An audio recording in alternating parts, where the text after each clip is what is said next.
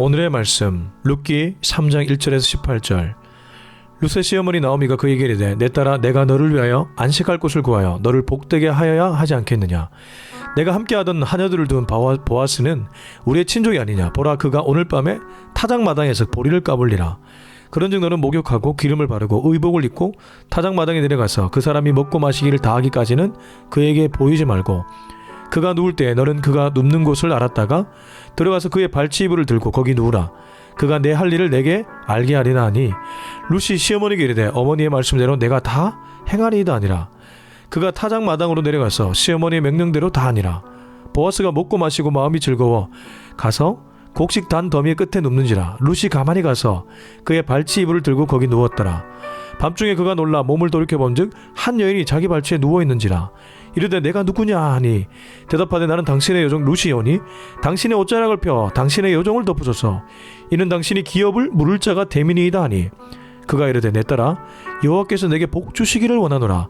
내가 가난하건 부하건 젊은 자를 따르지 아니하였으니 내가 베푸니 내가 처음보다 나중이 더하도다. 그리고 이제 내 딸아 두려워하지 말라. 내가 내 말대로 내게 다 행하리라. 내가 현숙한 여자인 줄을 나의 성읍 백성이 다 아느니라. 참으로 나는 기업을 물을 자이나 기업 물을 자로서 나보다 더 가까운 사람이 있으니 이 밤 여기서 머무르라. 아침에 그가 기업 물을 자의 책임을 내게 이행하려 하면 좋으니 그가 그 기업 물을 자의 책임을 행할 것이니라. 만일 그가 기업 물을 자의 책임을 내게 이행하기를 기뻐하지 아니하면 여호와께서 살아계심을 두고 맹세하노니 내가 기업 물을 자의 책임을 내게 이행하리라. 아침까지 누워 있을지니라 하는지라. 룻이 새벽까지 그의 발치에 누웠다가 사람이 서로 알아보기 어려울 때 일어났으니 보아스가 말하기를 여인이 타작마당에 들어온 것을 사람이 알지 못하여야 할 것이라 하였음이라. 보아스가 이르되 내 겉옷을 가져다가 그것을 펴서 잡으라 하며 그것을 펴서 잡으니 보리를 6번 대어 룻에게 지어주고 성읍으로 들어가니라. 룻이 시어머니에게 가니 그가 이르되 내 딸아 어떻게 되었느냐 하니 룻이 그 사람이 자기에게 한 것을 다 알리고 이르되 그가 내게 이 보리를 6번 대어주며 이르기를 빈손으로 내 시어머니에게 가지 말라 하더이다 하니라. 이에 시어머니가 이르되 내 딸아 이 사건이 어떻게 될지 알기까지 앉아있으라. 그 사람이 오늘 이 일을 성취하기 전에는 쉬지 아니하리라 하니라. 아멘. 네, 오늘은 룻기 3장입니다. 룻기 3장 1절부터 18절까지의 말씀입니다. 어제 우리는 룻기 2장을 나누면서 룻기라는 성경이 다른 성경에 비해서 문학적 특징이 아주 도드라지게 나타난다고 배웠습니다. 룻기 3장도 마찬가지입니다. 앞서 2장에서는 비유와 상징 이런 부분의 문학적 요소를 활용해서 해석했다면 3장은 연극적 요소가 들어가 있습니다. 우리가 가까운 지인들과 사랑하는 가족들과 함께 대학로에 연극을 보러 가면 그 연극은 막으로 구성되어 있습니다. 1막, 2막, 3막 혹은 4막, 5막으로도 볼 수 있겠죠.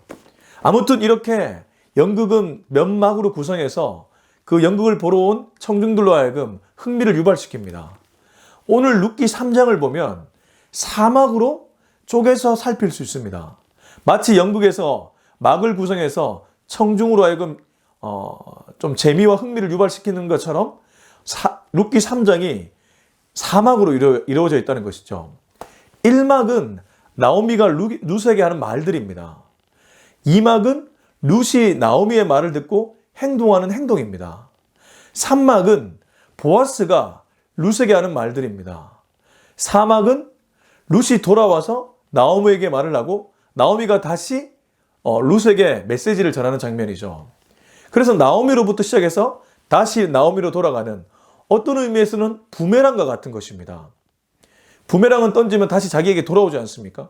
나오미로부터 시작해서 나오미로 돌아오는 그러한 스토리가 룻기 3장이다.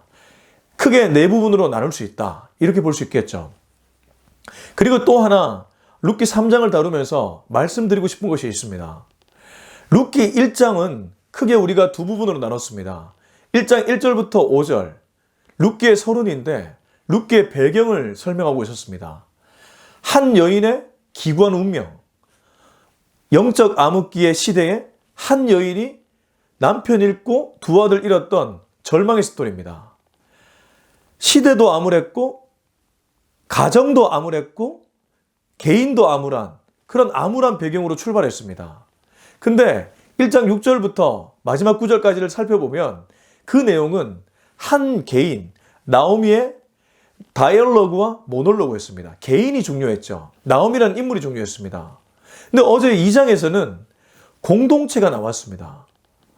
물론 그 안의 내용은 보아스와 룻의 어떤 만남이었지만 그 만남을 통해서 진보와 보수, 그 이념을 뛰어넘는 하나님의 영적인 공동체, 이념 넘어 있는 복음의 능력, 그 복음의 능력으로 새롭게 창조되는 공동체가 초점이 있었습니다. 3장에는 가정에 초점이 맞춰져 있습니다.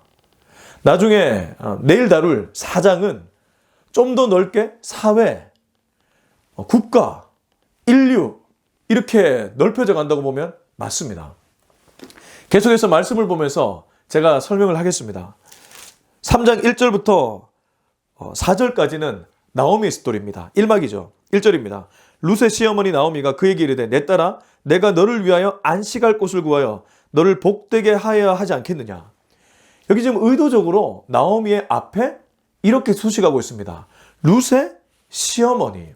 우리가 룻의 시어머니인 것을 1장부터 2장을 통해 충분히 알았음에도 룻기 기자는 의도적으로 나오미가 룻의 시어머니임을 강조하고 있습니다. 왜 그럴까요? 뒤에 보면 나오미가 이런 말을 합니다. 내 딸아. 우리가 왜 좋은 시어머니는 왜 며느리를 맞이했을 때 내가 너를 며느리로 생각하지 않고 딸처럼 생각하겠다. 이런 말 하지 않습니까? 근데 정작 며느리 입장에서는 그런 거 없더라. 이런 고백을 많이 하는데 의도적이죠. 룻의 시어머니 나오미인데 그는 며느리를 향해서 내 딸아라고 부르고 있습니다. 이것을 일반적으로 우리가 알고 있는 그 경험치로 해석하지 말고 진짜 이 본문에서 말하는 메시지로 이걸 받아들인다면 여기서 읽어야 되는 가치는 사랑입니다. 비록 나는 남편 잃었고 아들 잃었습니다. 그래서 며느리들을 보고 가라고 했습니다. 너희들이 나와 함께 있을 이유가 뭐냐? 너희들 갈 길 가라. 너희들에게 필요한 새로운 안식처를 찾아가라. 근데 오르반은 갔지만 룻은 시어머니를 따라왔습니다. 그런 과정 속에서 아마도 나오미 입장에서 정말 딸과 같은 그런 마음이 들었던 것 같습니다. 딸과 같은 마음이 들었다는 것은 룻을 향한 시어머니 나오미의 사랑의 감정이 있었다는 것이죠. 이걸 우리가 굉장히 중요하게 생각하고 기억하고 있어야 됩니다. 왜냐하면 룻이 나오미의 말을 듣고 행동하는 그 행동 이면에 그 행동의 모티브에 그 행동의 동기에 나오미의 사랑이 있기 때문입니다. 우리가 가정의 회복을 많이 말합니다. 가정이 회복되어야 된다. 가정이 살아나야 된다. 가정의 회복과 가정의 사랑에 그 가장 근본적인 코어 밸류가 무엇이 되어야 될까요? 사랑입니다. 아빠가 엄마를 사랑하고 아빠가 자식을 사랑하고 엄마가 아빠를 사랑하고 엄마가 자식을 사랑하면 그 사랑이 출발점이 되어서 가정이 회복될 수 있다는 것이죠. 자, 이러한 관점으로 계속 말씀을 보겠습니다. 내 딸아 내가 너를 위하여 안식할 곳을 구하여 너를 복되게 하여야 하지 않겠느냐. 여기 내가 너를 위하여 안식할 곳을 구하여, 이 말은 어떠한 거처를 얘기하는 것일 수도 있겠지만 뒤에 나오는 스토리를 보면 이것은 룻이 결혼하기를 원했던 나오미의 마음입니다. 안식할 곳. 왜 여인들은 남편을 만나서 둥지를 튼다 이런 표현 쓰지 않습니까? 마치 그것처럼 시어머니를 쫓아서 모함 여인, 이방 여인 룻이 베들레헴에 왔는데 정부칠 곳은 아무것도 없고 오직 자신의 남편이었던 말론의 엄마 이 나오미만 붙들고 있었는데 나오미 입장에서는 이제 룻이 오롯이 한 가정을 다시 만들어야 되지 않을까.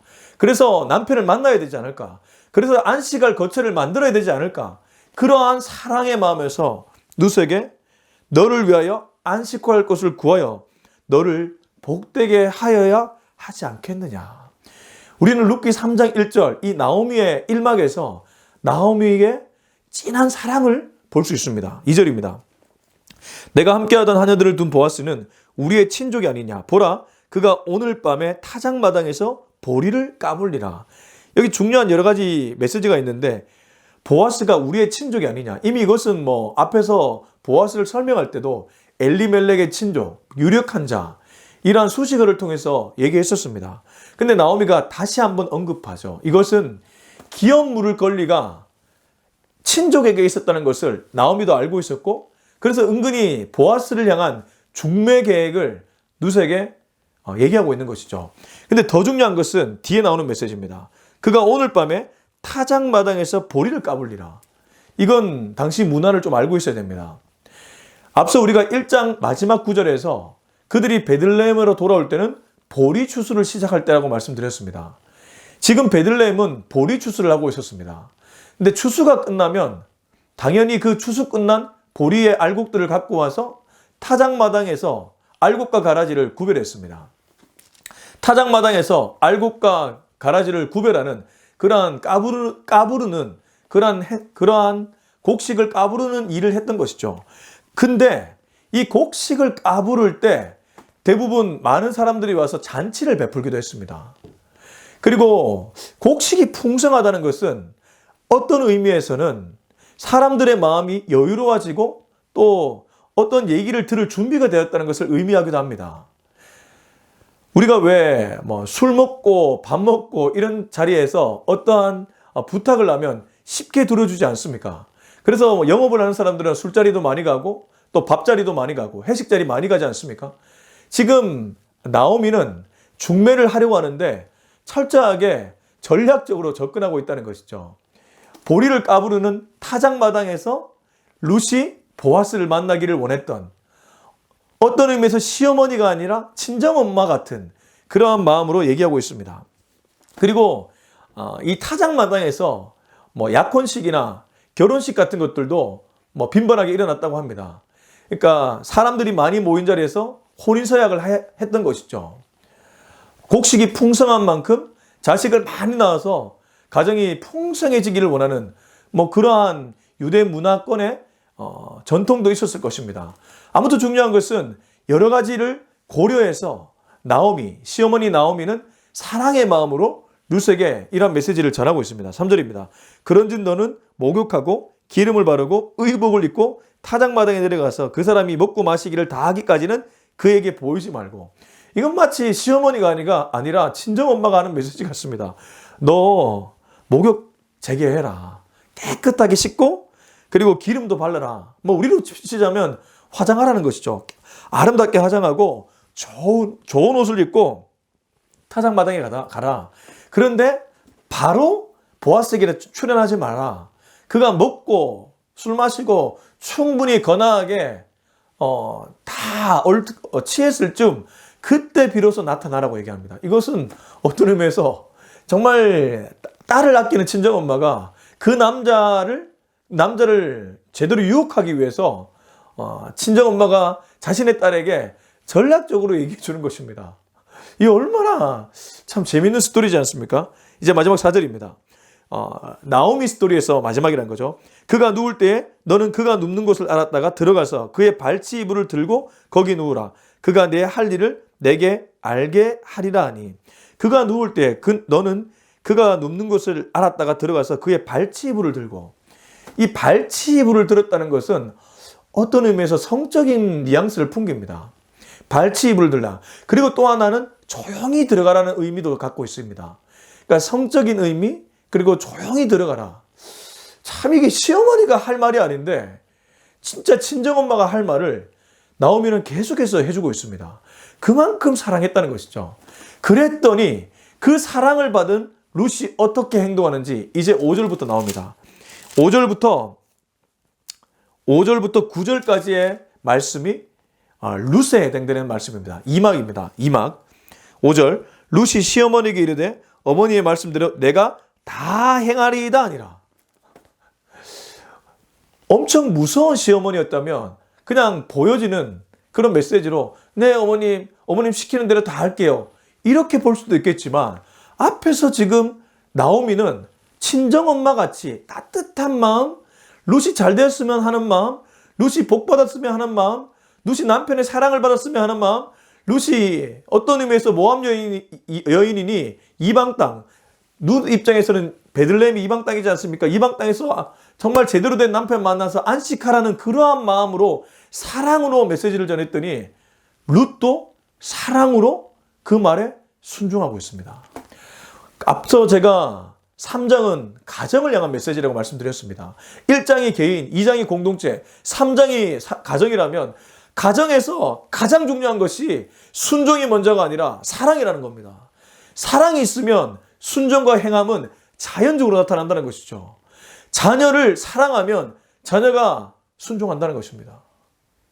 우리는 우리 뜻대로 하기 위해 요리조리 요리하려고 하는데, 통제하려고 하는데 그 전에 있어야 될 가치가 충분한 사랑이라는 것이죠. 배우자도 서로 통제하려고 하지 않습니까? 서로 길들이려고 하지 않습니까? 서로 자신의 뜻대로 조정하려고 하지 않습니까? 그러나 그 전에 충분히 고려될 것이 사랑이라는 겁니다. 충분히 그의 입장에서, 그녀의 입장에서 사랑해 주라는 것이죠. 그랬더니 룻이 진심 어리게 이렇게 얘기합니다. 룻이 시어머니에게 이르되 어머니의 말씀대로 내가 다 행하리이다. 다 행하리이다. 그렇게 얘기하고 있습니다. 이제 6절부터 쭉 읽어보겠습니다. 그가 타작 마당으로 내려가서 시어머니의 명령대로 다 하니라. 성경은 한 구절도 허투루 기록되지 않았습니다. 지금 룻은 시어머니가 말한 대로 전부 다 디테일하게 다 순종하고 있습니다. 그가 기계여서 그렇게 했을까요? 그냥 시어머니가 너무 좋아서. 당연히 좋죠. 사랑을 받았으니까. 사랑을 받았기 때문에 너무 좋으니까 시키는 대로 다 하는 것입니다. 정말 순종을 하고 있습니다. 7절. 보아스가 먹고 마시고 마음이 즐거워 가서 곡식 단더미의 끝에 눕는지라. 룻이 가만히 가서 그의 발치 이불을 들고 거기 누웠더라. 시어머니가 시키는 대로 보아스가 가만하게 이제 먹고 마시고 취해서 이제 곡식단 더미 끝에 누워 있을 때 가만히 조용히 가서 그의 발치 이불을 싹 들고 거기에 눕습니다. 8절. 밤중에 그가 놀라 몸을 돌이켜 본즉 한 여인이 자기 발치에 누워 있는지라. 이것은 둘이 아직 전혀 신체적 접촉을 하지 않았다는 의미입니다. 왜냐하면 지금 밤중에 보아스가 화들짝 놀라고 있습니다. 밤중에 그가 놀라 몸을 돌이켜 본즉 한 여인이 자기 발치에 누워 있는지라. 얼마나 놀랐을까요? 보아스 입장에서는 굉장히 놀랐을 것입니다. 그래서 화들짝 놀라면서 이게 뭐냐? 당신 누구냐? 이렇게 얘기했던 것이죠. 9절입니다. 이르되 네가 누구냐 하니 대답하되 나는 당신의 여종 루시오니 당신의 옷자락을 펴 당신의 여종을 덮으소서. 이는 당신이 기업을 물을 자가 되민이다 하니. 여기 보면 당신의 옷자락을 펴서 당신의 여종을 덮으소서 이렇게 표현하는데, 이것을 우리가 잠자리에 드는 여인이 당신의 옷을 펴서 나를 덮어주세요. 뭐 이렇게 해석하면 이것은 이 구절을 잘못 해석하는 것입니다. 왜냐하면 여기 옷은 실제 히브리어로 보면 날개입니다. 당신의 날개로 나를 덮으소서. 구약에서 날개로 덮는다는 표현은 청혼과 관련이 깊습니다. 결혼과 관련이 깊다는 거죠. 지금 룻은 보아스를 찾아가 가만히 들어가서 먼저 보아스를 향한 구원의 메시지를 던진 겁니다. 당신의 날개를 펴서 나를 덮어달라는 것은 나와 결혼해 줄래요? 이렇게 얘기한 것과 마찬가지라는 거죠. 그래서 뒤에 나오는 룻의 말을 보면 그것을 더 정확하게 알 수 있습니다. 이는 당신이 기업을 물을 자가 되민이다. 룻은 결혼을 함에도 불구하고 누구를 생각하면서 이 결혼을 진행하고 있습니까? 어떤 의미에서는 나오미를 생각하고 있습니다. 기업 물을 자라는 것은 가정을 회복시키기 위한 한 여인의 몸부림이라고도 볼 수 있습니다. 어찌됐든 지금 룻은 보아스를 향해 구원, 청혼의 메시지를 던지고 있습니다. 이건 유대 전통사회에서 사실 익숙하진 않습니다. 남자가 여자에게 청혼하는 것이 지금도 그렇고 과거도 그렇기 때문입니다. 10절입니다. 이제 10절부터 15절까지는 보아스의 스토리입니다. 산막이라는 거죠. 산막이 시작됐습니다. 10절. 그가 이르되 내 딸아 여호와께서 내게 복 주시기를 원하노라. 내가 가난하던 부학은 젊은 자를 따르지 아니하였으니 네가 베푼 이래가 처음보다 나중이 더하도다. 여기 보아스의 메시지를 읽으면서 우리가 캐치할 수 있는 것이 있습니다. 내 딸아, 내 딸이라고 부르고 있습니다. 이거는 왜 이렇게 불렀을까요? 보아스가 뭐 이 정도 나이에 자녀를 둔 아버지라서 그랬을까? 뭐 그렇게 해석을 할 수도 있겠지만 이 구절을 해석하면서 상당수의 많은 학자들은 보아스의 이런 말을 통해서 보아스의 어느 정도의 나이인지를 유추합니다. 이게 무슨 말이냐면 보아스가 룻과 같은 이런 나이대에 자녀를 둔 사람이라는 것이 아니라 보아스가 어느 정도 나이가 든 사람이다. 이 정도로만 해석한다는 것이죠. 계속해서 말씀 보겠습니다. 내 딸아 여호와께서 내게 복 주시기를 원하노라. 내가 가난하던 부학은 젊은 자를 따르지 아니하였으니. 여기도 마찬가지입니다. 보아스가 어느 정도 나이가 들었구나. 네가 가난하던 부학은 젊은 자하고 결혼하려고 하지 않았구나. 이를 통해 룻은 좀 젊은 사람이고 보아스는 좀 나이 든 사람이라는 것을 확실하게 알 수 있는 것이죠. 내 딸아라는 표현으로도 알 수 있지만 뒤에 네가 가난하건 부학은 젊은 자를 따르지 아니하였구나. 이건 어떤 의미에서는 룻이 자신의 안목의 정욕대로 선택하지 않았다는 것을 의미합니다.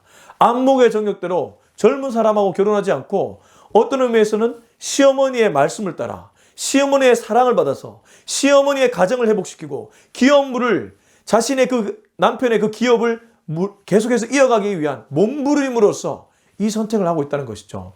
자, 그러면 좀 직구전 얘기로 도대체 보아스의 나이는 얼마였고 룻의 나이는 얼마였을까? 학자들은 보아스는 40에서 50대 정도의 중년이었고 룻은 20대의 처녀였다고 대부분 다 해석합니다. 중요한 건 굉장히 나이 차이가 났다는 거죠. 근데 그게 엄청난 나이 차이는 아니고 그 시대를 보더라도 나이 차이는 좀 났을 거라고 추정합니다. 근데 뒤에 이어서 이제 보아스는 이렇게 얘기합니다. 네가 베푼 인애가 처음보다 나중이 더하도다. 이것은 처음에는 시어머니를 향한 그런 어떤 충성심, 또 자신의 남편을 향한 어떤 신의, 이런 걸로 시어머니 나오미를 따라왔다면 뒤에는 더 적극적으로 이삭도 줍고 그리고 심지어 기업 물을 그런 권리, 그 권리를 갖고 있는 보아스를 향해 구원하는 것을 보면서 네가 지금 베푼 인애가 처음보다 나중이 더하구나, 이렇게 칭찬하는 것이죠. 11절입니다. 그리고 이제 내 딸아 두려워하지 말라. 내가 네 말대로 네게 다 행하리라. 네가 현숙한 여자인 줄을 나의 성읍 백성이 다 아느니라. 보아스도 지금 룻에게 네가 한 말 그대로 내가 다 하겠다고 약속해 주고 있습니다. 참 재미있습니다. 왜냐하면 지금 룻도 어머니의 말씀대로 다 행하고 있고 보아스도 기다렸다는 듯이 룻에게 약속하면서 다 행해 주겠다고 말하고 있기 때문입니다. 이 코어에 사랑이 있다는 것이죠. 그리고 이렇게 얘기합니다. 네가 형숙한 여자인 줄을 나의 성읍 백성이 다 아느니라. 현숙한 여자 그러면 우리가 딱 떠오르는 성경 구절이 있습니다. 잠언 31장입니다.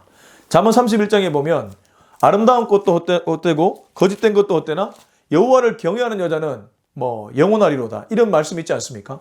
이 말씀이 가지는 메시지는 그만큼 여호와를 경외하는 여인이 가장 복되다는 것이죠.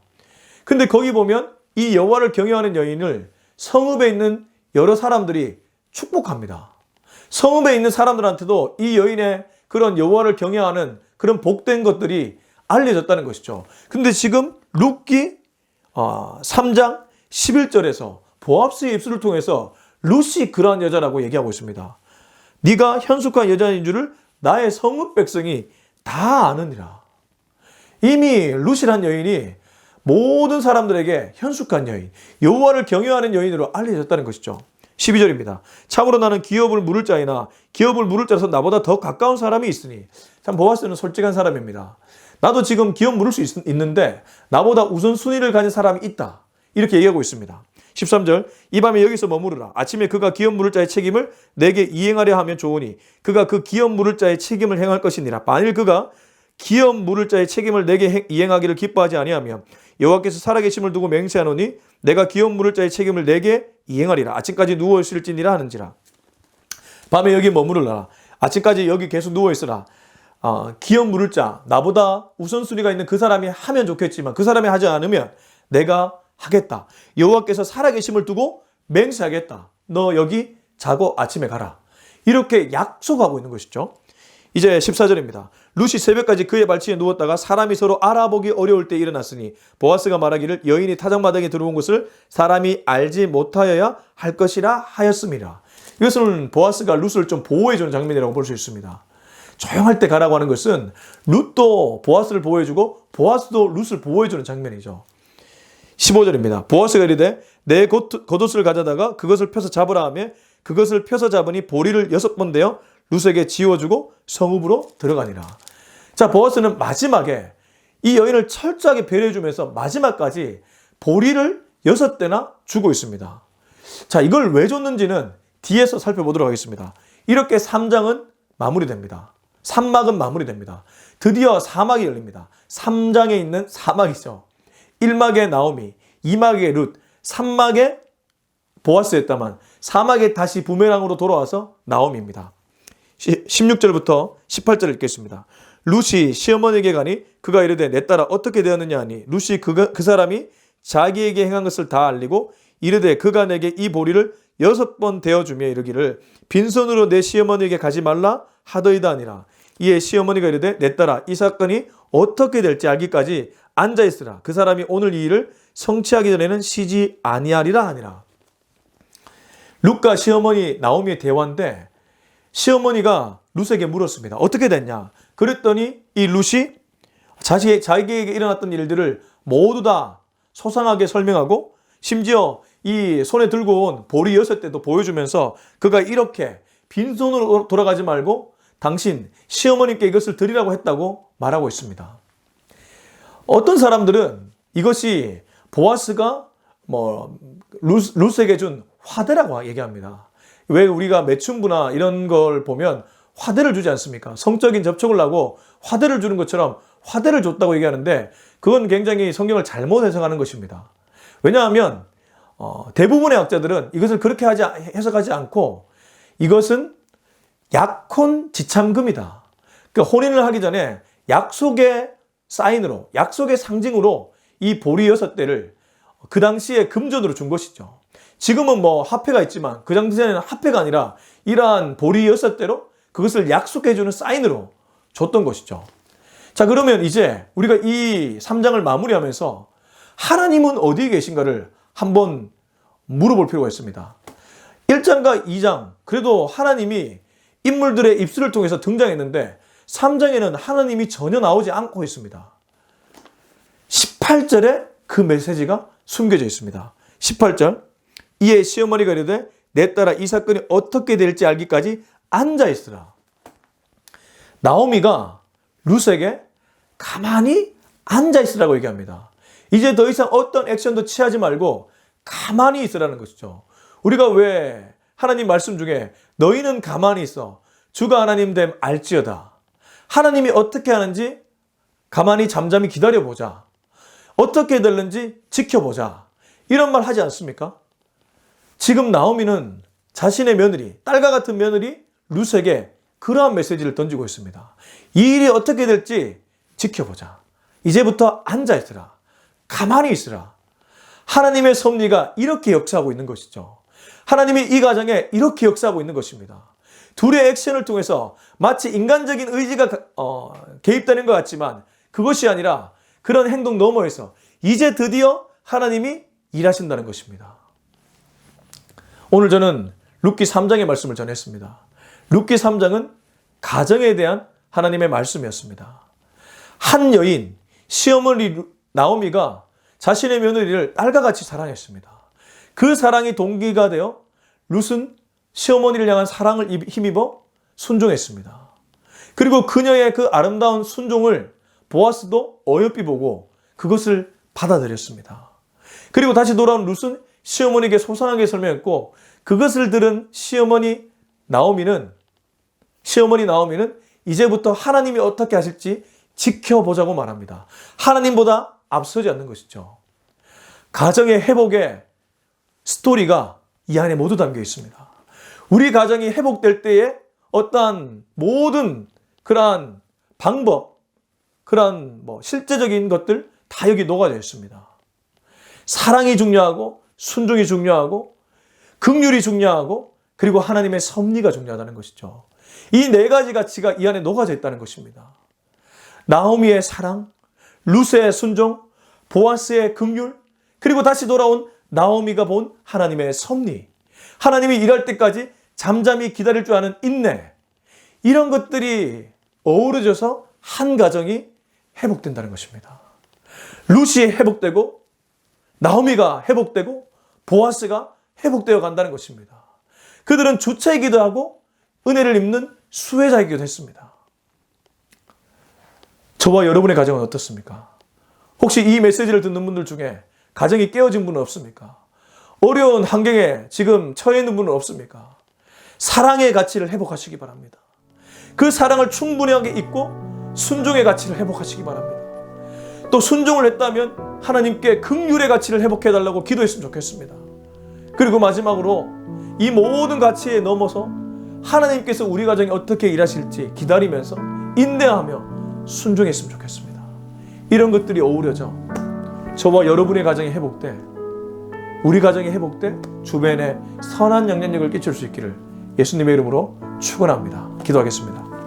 이 시간 기도할 때 오늘 우리는 룻기 3장을 통해서 한 가정이 어떻게 회복될 수 있는지 사막을 통해서 살폈습니다. 사랑이 있었고 순종이 있었고 긍휼이 있었고 하나님의 섭리가 있었습니다. 그리고 인간의 인내가 있었습니다. 이런 모든 가치가 회복되어서 우리 가정이 새로워지고 그 새로워진 가정을 통해서 주변에 선한 영향력 흘러가게 하여 주옵소서. 우리 이 기도 제목 가지고 같이 한번 기도하겠습니다. 하나님 아버지, 오늘 귀한 메시지 주심에 감사합니다.